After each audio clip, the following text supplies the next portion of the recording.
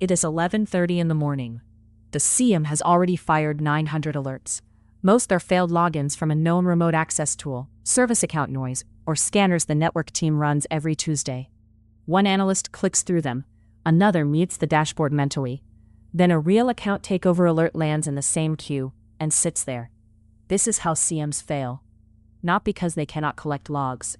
A SIEM is the security team's central system for collecting logs, normalizing them, correlating events, and raising alerts for investigation.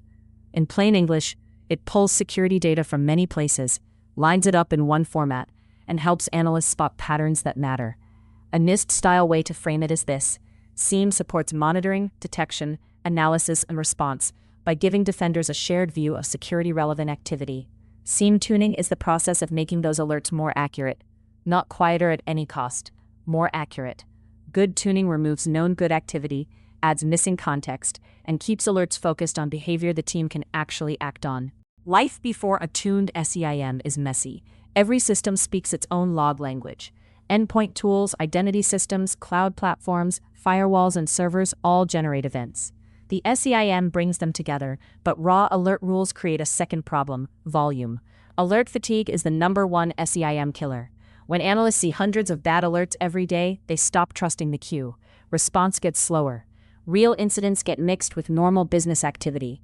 Managers ask for metrics, but the numbers are polluted. Mean time to respond looks bad because the team is buried. Tuning fixes that by separating routine behavior from security-relevant behavior.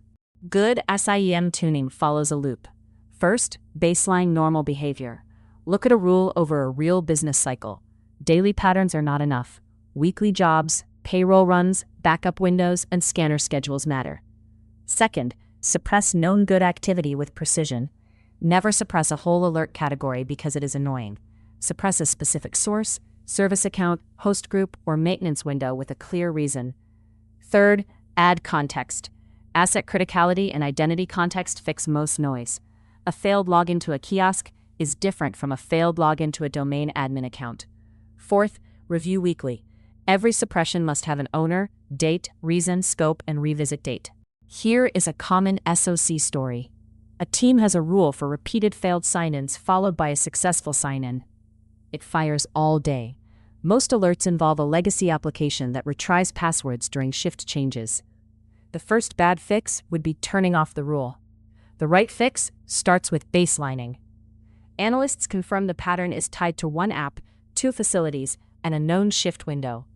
They add identity context, so privileged users and recently disabled accounts still alert. They add asset criticality, so sensitive systems stay high priority. Then they suppress only that app, those locations, and that time window. A week later, alert volume drops, but risky sign-in patterns still surface. A tuned SIEM is strong at correlation.